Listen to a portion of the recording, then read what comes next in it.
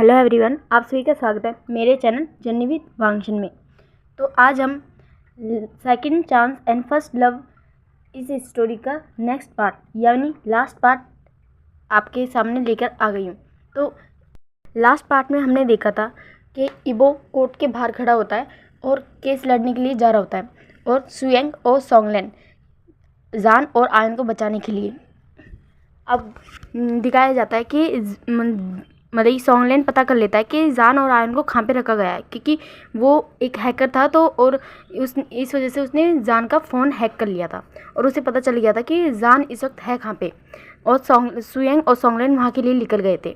और दूसरी ओर इबो कोर्ट में मतलब कोर्ट के अंदर आ गया था अपना केस लड़ने के लिए। और सभी लोग वहीं पे बैठे हुए होते हैं और इंतजार कर रहे होते हैं कि आज कोर्ट में क्या होगा। फिर अब दिखाया जाता है कि इबो वहाँ पे लीड लेता है और जज के सामने बोलता है कि सर, मैं आज आप सभी के सामने उस केस की बात करने जा रहा हूँ जो अभी कुछ महीनों पहले इस कोर्ट में मैंने जीता था, एक कंस्ट्रक्शन बिल्डिंग का केस। तो फिर उसमें उसके मतलब जज बोलते हैं कि वो केस तो आप ही ने जीता था ना, फिर आज आप ही उस केस को रीओपन क्यों करवा रहे हो। फिर ये वो बोलता है क्योंकि उस वक्त मुझसे एक गलती हुई थी, एक बहुत बड़ी गलती। मैंने एक बेकसूर को, जिसकी कोई गलती भी नहीं थी, उसे गुनहगार साबित किया था, मगर आज मैं अपनी उस गलती को सुधारना चाहता हूँ। फिर जज बोलते हैं ठीक है, प्रोसीड। फिर इबो बोलता है कि सर, उस दिन जो भी इस कोर्ट में हुआ था वो गलत था। जो भी इंजाम उस पर्सन पे लगे थे वो सब गलत थे। फिर वेंचाओ के साइड का वकील बोलता है और आप ये सब कैसे कह सकते हैं कि वो गलत थे, वो केस लड़ने वाले तो आप ही थे ना, और आप ही ने सारे प्रूफ दिए थे। फिर वो बोलता है कि वो मेरी गलती थी, वो सारे प्रूफ गलत थे। फिर वो बोलता है अच्छा, तो सही प्रूफ कहाँ पे? तो बोलता है आज मैं वो सारी चीज़ प्रूफ करने जा रहा हूँ। फिर वो एक फाइल लेके आता है और फिर वो मन में सोचता है गॉड, मैं आज अपने सच्चाई के लिए लड़ रहा हूँ, प्लीज़ आप मेरे बच्चे और मेरे प्यार के लिए लड़ना, उनका साथ देना। फिर वो उस फाइल को सब मतलब को जज को दे देते हैं। फिर जज उस फाइल को चेक करते हैं अच्छे से और फिर बोलते हैं कि जज बोलते हैं ये फ़ाइल तो, फिर मिस्टर वांग इबो बोलते हैं कि सर, ये फ़ाइल उसी केस के रिगार्डिंग है, उस कंस्ट्रक्शन बिल्डिंग में जो भी वर्क हुआ था उन चीज़ों के रिगार्डिंग है, और इन सारी फाइल पे सब चीज़ लिखी हुई है। ये सारी इसमें जो भी चीज़ें लिखी हुई है वो सारी गलत चीज़ें, मगर उन सब चीज़ों को अलाउ किया है मिस्टर वैन लोहान ने और उनके बेटों ने। जज बोलते हैं हाँ, इस फाइल पे जो भी लिखा हुआ है वो सही है और इन पर मिस्टर वैन लोहान के साइन भी है। फिर इबो और बाकी चीज़ों के बारे में बताने लगते हैं, उनके हर बिज़नेस के बारे में, उनके जो भी इलीगल बिज़नेस थे, उनके और भी अलग अलग बिज़नेस थे जिनके बारे में ईवो तक को भी नहीं पता था, उनके बारे में भी ईवो ने सब चीज़ जानकारी निकलवाई थी। और ईवो ने सब चीज़ों के बारे में बताया था कि कैसे वो गन्स इन सब की भी सप्लाई करते हैं, माफिया से भी जुड़े हुए हैं, इन सब के बारे में, और काफ़ी मर्डर्स, रेप, इन सब के बारे में भी ईवो ने जानकारी निकाली थी। और वो सारी चीज़ें, वो सारे प्रूफ के साथ ईवो को जज को देता है। फिर जज उन सब चीज़ों को देखते हैं। अब दूसरी साइड का सीन दिखाया जाता है कि जान एक जगह पे बंधा हुआ होता है, उसके हाथों को एक बांध रखा होता है और वो एक जगह पे खड़ा होता है, और सामने मतलब कि एक पर्सन ने आयन को पकड़ा होता है, और वो आयन को पकड़ के उसके साथ खेल रहा होता है, उसे उछाल रहा होता है और उससे बोल रहा होता है कि मैं इसे छोड़ दूँ क्या? जान से बोल रहा होता है, बोलो ना जान, मिस्टर डॉक्टर जान, अगर मैं आज इसे छोड़ दूंगा तो क्या आप इसे बचा लेंगे? आप तो एक डॉक्टर है ना, वैसे से बोल रहा होता है। फिर जान चिल्ला के बोलता है छोड़ दो उसे कुछ मत करो, वो एक 5 साल का छोटा बच्चा है, उससे तुम्हारी क्या दुश्मनी है? अगर इसके डैड से तुम्हारी दुश्मनी है तो इसके डैड से जाके लड़ो ना, इससे क्यों तकलीफ दे रहे हो? फिर बोलते हैं ओ मिस्टर जान, आप तो बहुत ही ज़्यादा बोलते हैं। फिर वो उस मतलब आयन को साइड में रखता है और उसके पास आके बोलता है, उस मतलब जान के गालों को टच करके, वैसे आई मत से, आज मुझे एहसास हो रहा है कि क्यों वो वांग वो आपसे इतना प्यार करता है, आप सच में बहुत बहुत ज़्यादा सुंदर दिखते हैं। फिर वो बोलता है आई होप कि काश मैं आपको एक बार टेस्ट कर पाता, वो ऐसा बोलता है।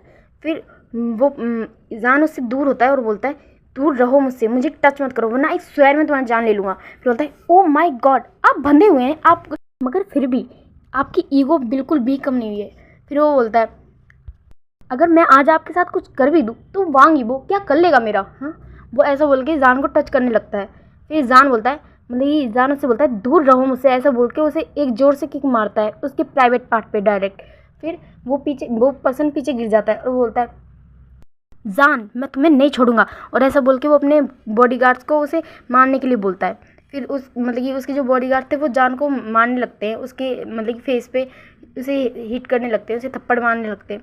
फिर अब दूसरी साइड दिखाया जाता है कि ईबो सॉरी सोंगलेन और सुयंग जिस बिल्डिंग में उन्होंने मतलब गुंडों ने जान और आयन को पकड़ के रखा होता है उसी जगह पे वो लोग आ जाते हैं और वो धीरे धीरे ऊपर जा रहे होते हैं।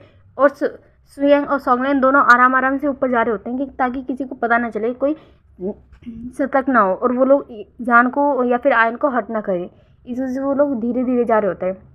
फिर वो एक जगह पे पहुंच जाते हैं। सुयंग देखता है कि जान और आयन वहीं पे है।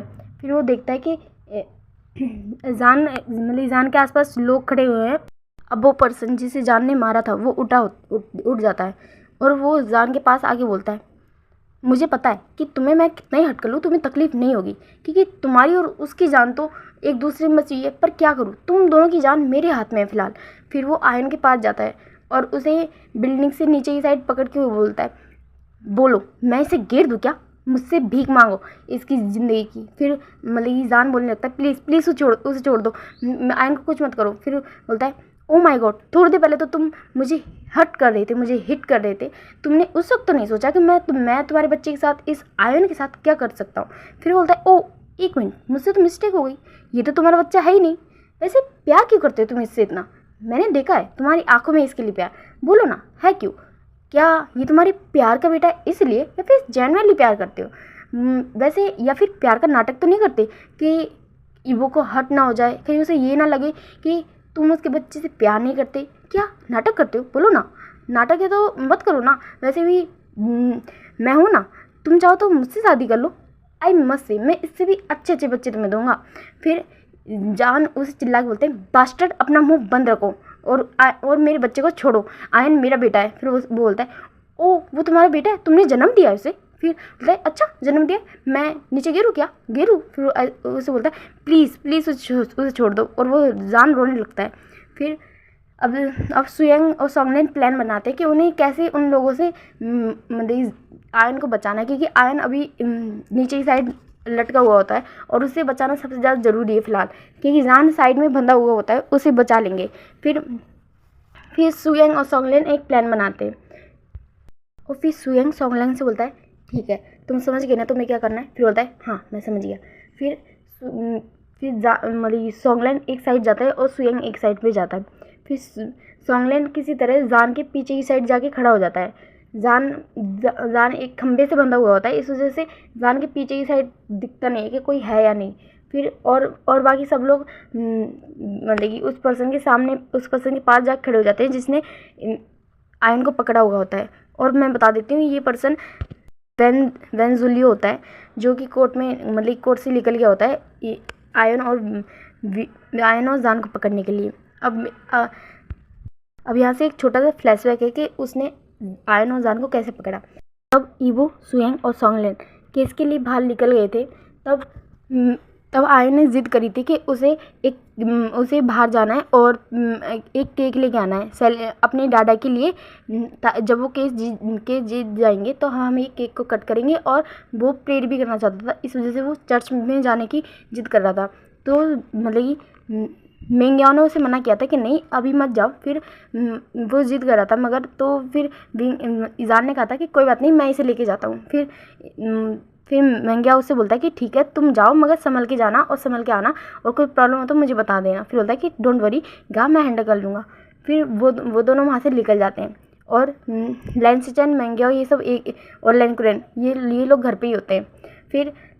फिर जब विंग प्रेयर करके वापस आ रहा होता है केक लेके आयन के साथ, और आयन बोल रहा होता है कि हमने डैड की फेवरेट केक लिया है, डैड के फेवरेट फ्लेवर। तो बोलता है, हाँ तुम्हारे डैड को ये फ्लेवर बहुत पसंद है ना। बोलता है, हाँ आप ही की वजह से तो पसंद है। बोलता है, अच्छा बच्चों मेरी वजह से पसंद है। और वो ऐसा बोल के आयन को अपने गोद में उठा लेता है। फिर वो लोग में से निकल रहे होते हैं, तभी एक कार आके उन्हें मतलब कि एक वैन आके उन्हें किडनैप कर लेती है और वो केक वहीं पे गिर जाता है। यहीं से उनका फ्लैशबैक ख़त्म होता है।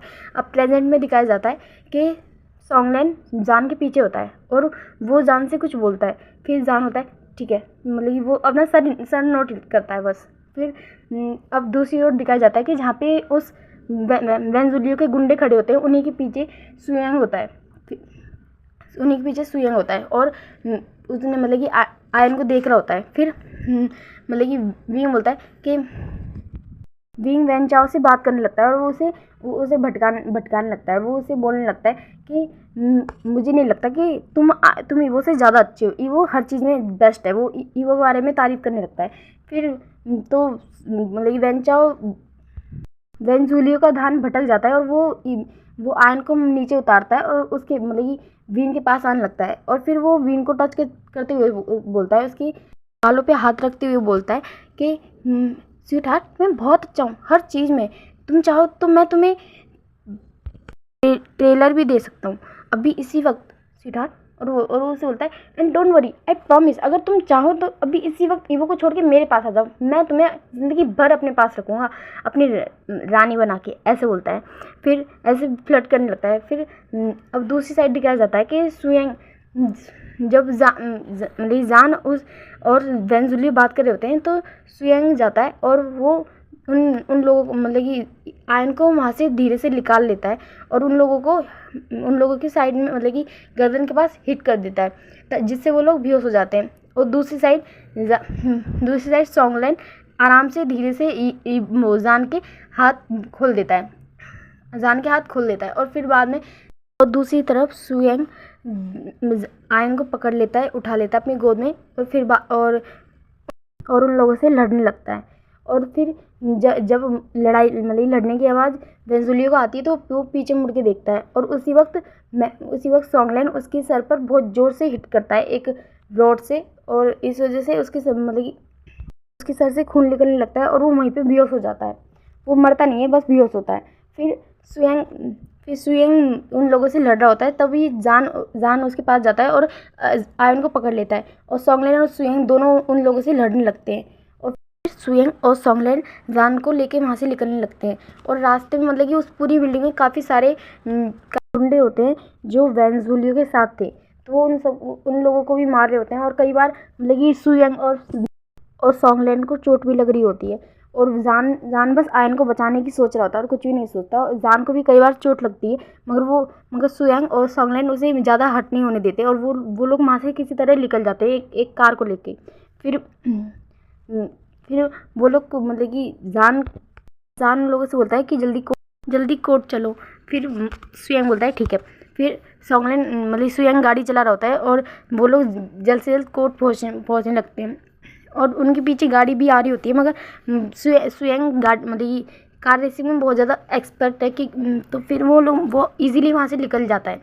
फिर कोर्ट के बाहर मतलब अब कोर्ट का सीन दिखाया जाता है कि जज सारे सबूतों को देखते हैं और सब वहाँ पे ये भी चेक होता है कि सारे सबूत असली है या नकली, और ये प्रूफ हो जाता है कि हाँ जो भी सारे सबूत दिए गए हैं वो सब असली है। और फिर जज अपने मतलब कि फैसला सुनाते हैं और वो वेंचा और वैन रोहन को उम्र कैद की सज़ा सुनाते हैं और साथ ही साथ उन्हें मतलब कि उनकी जितनी भी प्रॉपर्टी थी उन सारी प्रॉपर्टीज़ को ट्रस्ट फंड में देने के लिए बोल देते हैं और वेंचा और वेंजुलियो बैंकक्रप्ट हो जाते हैं एक तरह से। और मतलब कि और जज ये भी बोलते हैं कि मिस्टर सॉन्ग सुयंग के फादर वो बेगुनाह है, उनके बारे में भी सब बोलते हैं और सॉरी भी बोलते हैं कि कोर्ट से ये गलती हुई, इसके लिए हम कोर्ट की तरफ से सॉरी बोलते हैं। फिर अब दिखाया जाता है कि मतलब ये केस क्लोज हो गया था, तो सब लोग कोर्ट से बाहर आ रहे होते हैं और जब बाहर आते हैं तो मतलब कि काफ़ी सारी मीडिया रिपोर्टर ये सब मतलब ईवो से बात करने होते हैं कि आप मतलब कि आपने पहले ये केस लड़ा था जब आपने एक बेगुनाह को सब मतलब जेल भी जाया था, मगर आज आपने उसके खिलाफ लड़ाई करके उसे मतलब निर्दोष साबित किया है, तो आज आपको कैसा लग रहा है? तो मतलब कि ईवो बोलता है मुझे खुशी हो रही है खुद के लिए और उस पर्सन के लिए भी। फिर ऐसा ऐसा बोल के वो वहाँ से साइड हो जाता है और फिर वहाँ से निकल जाता है, क्योंकि वो फ़िलहाल सिर्फ और सिर्फ जान और अपने बेटे को देखना चाहता है। फिर वो वहाँ से निकल जाता है, फिर देखता है कि एक कार आ रही है और फिर वो वहीं पे खड़ा हो जाता है। फिर उस कार से जान और आयन बाहर निकलते हैं। फिर आयन जाता है और अपने डाडा को हक कर लेता है और फिर बहुत ज़ोर ज़ोर से रोने लगता है। और फिर मतलब कि फिर ईबो उसे उठाता है और गले लगाता है और उसे शांत कराने लगता है। फिर जान भी जाता है और ईबो को हक कर लेता है। फिर ईबो उसे गले लगाता है और उसे देख रहा होता है। फिर वो सुयंग की ओर देखता है जान को गले लगाते हुए और उसे थैंक यू बोलता है। फिर सुयंग बोलता है थैंक यू, मैं तुम्हें थैंक यू बोलता हूँ मेरे डैड को निर्दोष साबित करने के लिए। फिर बोलता है नहीं, वो मेरी गलती थी, आई एम सॉरी कि मेरी वजह से आज तुम्हारा डैड तुम्हारे साथ नहीं है। फिर बोलता है नहीं कोई बात नहीं, अगर तुम उनके साथ नहीं भी होते तो शायद तब भी वही होता, उस फर्क से भी इतना होता कि उस वक्त तुम्हारी बदली कोई और होता। ईबो जान से हक ब्रेक करता है और फिर सुयंग के पास आता है और उससे बोलता है कि मैं तुमसे, मेरा हक नहीं बनता मगर फिर भी मैं तुमसे आज कुछ मांग रहा हूँ। फिर सुयंग उसकी ओर देखता है। फिर ईबो बोलता है कि मेरी लाइफ में वैसे तो बहुत लोग आए मगर कोई बेस्ट मतलब कि कोई सच्चा दोस्त नहीं बन पाया, क्या तुम मेरे बेस्ट फ्रेंड बनोगे? और वो उसके ओर अपना हाथ आगे कर देता है। फिर मतलब कि सुयंग थोड़ी देर सोचता है और फिर वो उसका हाथ मिला लेता है और बोलता है कि हमारी टीम काफ़ी अच्छी थी। और फिर सॉन्गलैन उस ईबो के पास आता है और उसके कंधे पे हाथ रख के बोलता है कि अगर तुम्हारा कोई सच्चा दोस्त नहीं है तो मैं कौन हूँ? फिर ये मतलब कि वो थोड़ा हंसते हुए बोलता है कि तुम तो बड़ी हो, मेरे क्राइम पार्टनर हो तुम। फिर बोलता है अच्छा बच्चे। तो फिर वो उसके कंधे पे हाथ रख के ज़ोर से दबाने लगता है। बोलता है अरे अरे ठीक है तुम मेरे दोस्त हो, बहुत अच्छे दोस्त हो। फिर सब लोग वहाँ से निकल जाते हैं और वो लोग घर पे आते हैं। तब देखते हैं कि मैंग्याओ और लेंसचन वहीं पे होते हैं। तो फिर लेंसचन बोलते हैं कि ईबो जो भी तूने मुझसे बोला था मैंने वो कर दिया है। फिर जान बोलता है क्या? फिर बोलता है कि मुझे ईबो ने फ़ोन करके तुम दोनों के बारे में बताया था, आई एम सॉरी, मुझे तुम दोनों को घर से बाहर ही नहीं निकलने देना चाहिए था। फिर बोलता है कि आई एम सॉरी काका, ये आपकी गलती नहीं है। फिर बोलता है कि फिर ईबो बोलता है कि आपने वो कर दिया? फिर बोलता है हाँ मैंने वो कर दिया था, मैंने पुलिस को इन्फॉर्म कर दिया था और वो मतलब कि नीमिंजू वहाँ पे पहुँच भी गए हैं और जो भी लोग थे वेंजुलियो को पकड़ लिया गया है और उसके सारे गुंडों को भी। फिर बोलता है हाँ थैंक यू। फिर बोलता है कि अपने ब्रदर को थैंक यू बोलते हुए तो जिन शर्म नहीं आती, वो ऐसा बोल के उसका कान पकड़ लेता है। फिर बोलता है गगा दर्द हो रहा है। फिर बोलता है फिर वो छोड़ देता है। फिर मैंग्या उन लोगों के पास आता है और ईबो को कॉन्ग्रेचुलेसन बोलता है कि तुम अपनी लाइफ का आज सबसे बड़ा केस जीते हो। फिर मतलब कि ईबो भी उसे थैंक यू बोलता है और लैन आते हैं और ईबो को गले लगाते हैं और बोलते हैं कि आज मुझे तुम पर बहुत ज़्यादा गर्व है, प्राउड है। फिर आयन आता है और बोलता है केक तो ख़राब हो गया। फिर बोलता है क्या? फिर बोलता है हाँ मैं और जान अंकल आपके लिए केक लेने गए थे मगर केक तो वहीं पे गिर गया। फिर बोलता है कोई बात नहीं, हम रात में और केक लेके आएंगे और सेलिब्रेट करेंगे। फिर बोलता है क्या सच में? फिर बोलता है हाँ। फिर रात में वो सब लोग बहुत खुश होते हैं और पार्टी करते हैं छोटी सी, और वहाँ पे सब लोग आते हैं। सुयांग सॉन्गलैन जो भी इस केस में जुड़े हुए थे, जिन्होंने हेल्प की थी, नीमिंजू, नेओसैन और सॉन्गलैन मतलब सुयांग की बहन, ये सब आते हैं। और फिर मतलब कि उस दिन वो लोग बहुत खुश होते हैं और वो पार्टी ख़त्म हो जाती है। फिर नेक्स्ट डे दिखाया जाता है कि मैंग्याओ जान के पास आता है और वो उससे बोलता है कि वैसे तुम शादी कब करने वाले हो? फिर जान बोलता है क्या? फिर बोलता है हाँ तुम शादी कब करने वाले हो?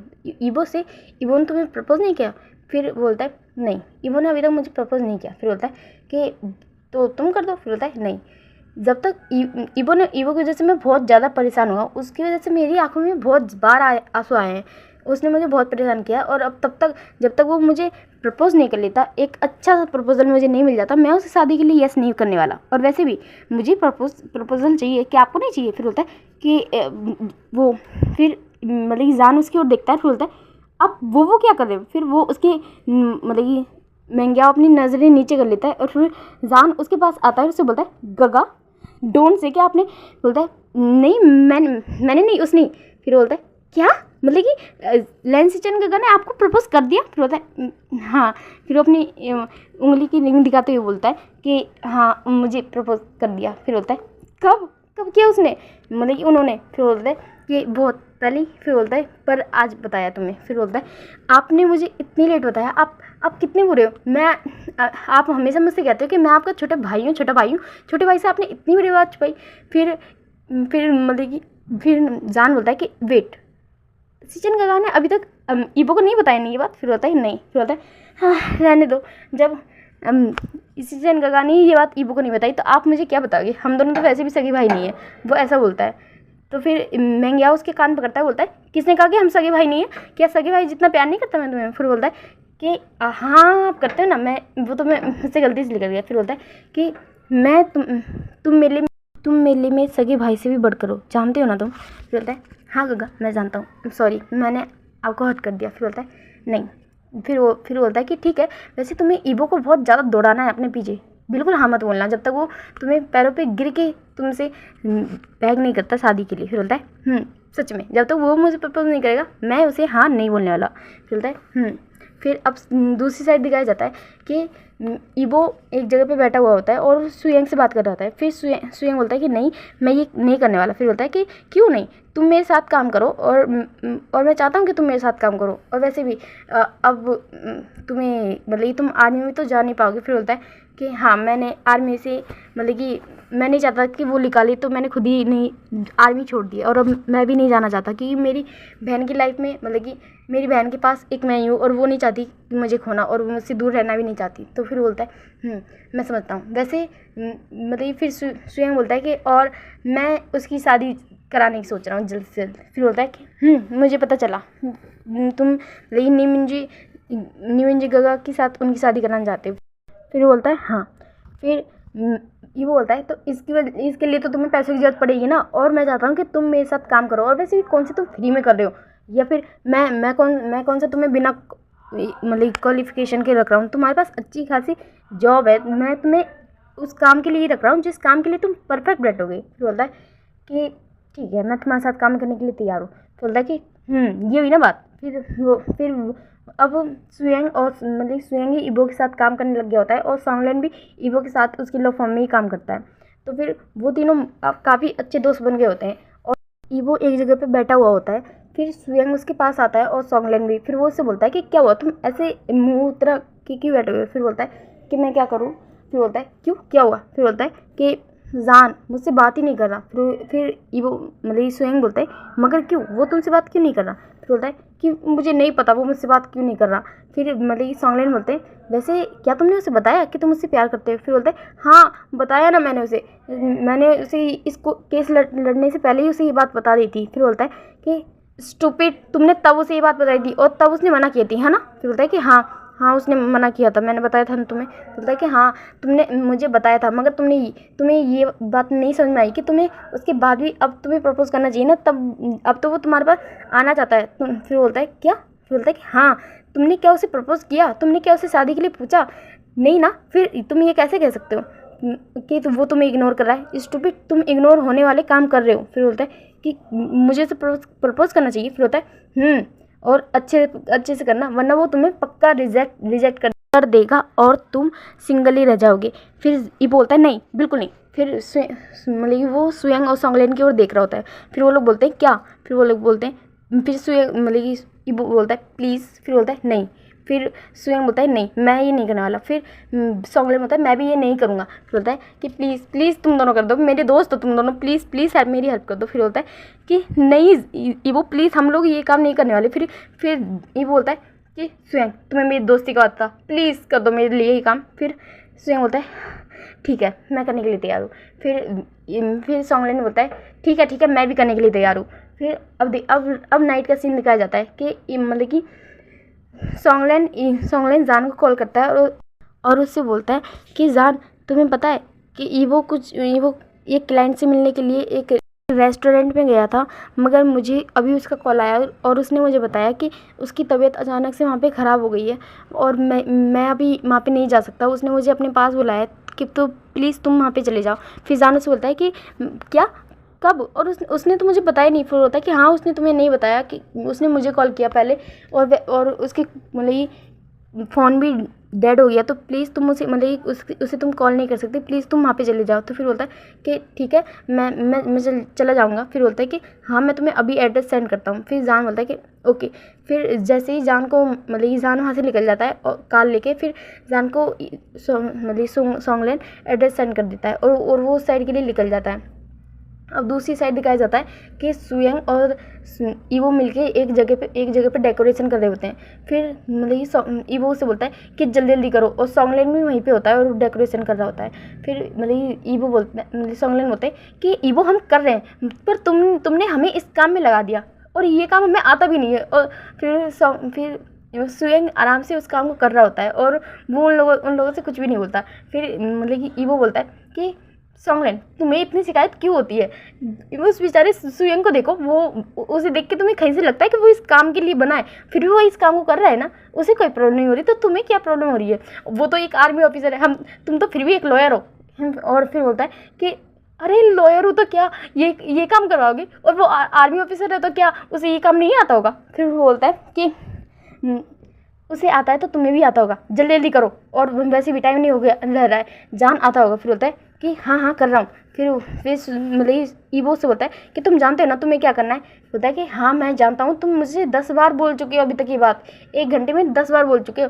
फिर स्वयं बोलता है कि जल्दी करो, जान आने वाला है। फिर वो लोग दोबारा काम करने के लिए लग जाते हैं। फिर अब दिखाया जाता है कि जान एक जगह पे आ जाता है और वो आसपास देख रहा होता है, और फिर वो एक मतलब रेस्टोरेंट के सामने आया होता है। तो फिर वो रेस्टोरेंट के अंदर जाता है और वहाँ पे पूछने लगता है कि मिस्टर वांग वो यहाँ पे आए हैं? तो फिर बोलते हैं कि ये सर हाँ वो आए हैं और मैं आपको उनके पास लेके चलता हूँ। फिर एक पर्सन उन्हें मतलब जान को एक जगह पे लेके जा रहा होता है, वो लिफ्ट से उसे टेरिस पे लेके जाता है। फिर मतलब जान बोलता है यहाँ पे, मगर ईवो की मतलब आप मुझे गलत जगह पे लेके आ गए हो। फिर जान आगे होता है, वो लिफ्ट खुलती है तो वो आगे चला जाता है। फिर वो ऐसा बोल रहा होता है और वो पीछे मुड़ के देखता है तो वो लिफ्ट बंद करके वो मतलब कि नीचे जा चुकी होती है। फिर वो बोलता है ये कहाँ पे चला गया? फिर वो आगे देख रहा होता है। फिर बोलता है क्या जान मतलब वो यहीं पे? फिर वो ऐसा सोचता है, फिर वो आगे बढ़ने लगता है और वो बोलने लगता है जान सॉरी ईवो क्या तुम यहाँ पे हो? सॉन्गलैंड क्या तुम लोग यहाँ पे आ गए? सॉन्गलैंड फिर वो ईवो को बोलने लगता है ईवो क्या तुम्हारी तबीयत खराब है? तुम मुझे बताओ ना कहाँ पे हो तुम लोग? और वो ऐसा बोल रहा होता है कि ईवो तुम हो क्या यहाँ पे? क्या तुम्हारी यहाँ पे कोई मीटिंग है? वो ऐसे बोलते हुए आगे आ रहा होता है। फिर एक जगह पे आके वो मतलब कि रुक जाता है और वहाँ मतलब कि धीरे धीरे वो देखता है कि काफ़ी सारी चीज़ें वहाँ पे है। मतलब कि वो एक जगह पे देखता है वहाँ पे काफ़ी सारी लाइटिंग है और वहाँ पे काफ़ी सारी फ़ोटो लगी हुई है, छोटी छोटी फ़ोटो, और मतलब कि बांधी गई है। वो सारी फ़ोटो वहाँ पे लटक रही है, ईजान की है, ईवो की है, और उन दोनों की साथ में है, आयन की है। बहुत सारी फ़ोटो, उनकी फैमिली फ़ोटो, बहुत सारी चीज़ें लगी हुई होती है जो इन कुछ दिनों में हुई होती है। वो सारी फ़ोटो है अभी तक की, हर फ़ोटो जो ईवो जान की होती है। फिर वो आगे आगे बढ़ रहा होता है। फिर सामने से ईवो एक माइक लेके आता है और बोलता है कि मैं नहीं जानता कि मैं तुम्हारे लायक हूँ या नहीं, पर मैं इतना ज़रूर जानता हूँ कि मैं तुम्हारे बिना जी नहीं सकता। मैं नहीं जानता कि मैं कितने लोगों के आंसुओं का, दर्द का कारण हूँ, पर मैं इतना ज़रूर जानता हूँ कि मैं तुम्हारी हैप्पीनेस का रीज़न बनना चाहता हूँ। जान, मैं तुमसे बहुत बहुत प्यार करता हूँ। मैं चाहता हूँ कि तुम मेरी लाइफ पार्टनर बनो।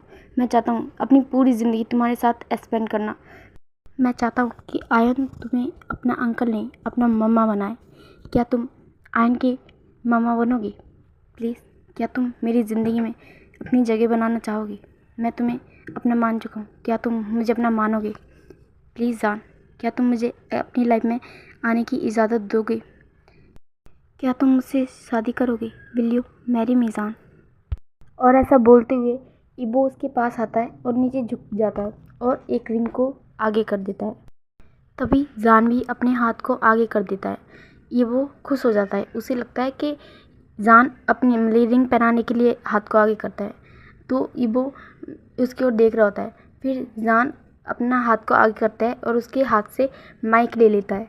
फिर ईवो थोड़ा शॉक होता है इस सीन को देख के। फिर जान उससे बोलने लगता है, तुम्हें पता है ईवो, मैंने अपनी ज़िंदगी में कभी किसी से भी प्यार नहीं किया। हाँ, ये बात सच है कि मैं एक अनाथ हूँ। ये भी सच है कि मेरी लाइफ में कोई भी आसपास, मेरे आगे पीछे कोई भी नहीं है जो मुझे प्रोटेक्ट कर सके, मुझे ये बता सके कि सही क्या है गलत क्या है। पर हाँ, मुझे खुद को किस्मत ने या फिर इस ज़िंदगी ने बताया है कि मेरी लाइफ में सही क्या है गलत क्या है।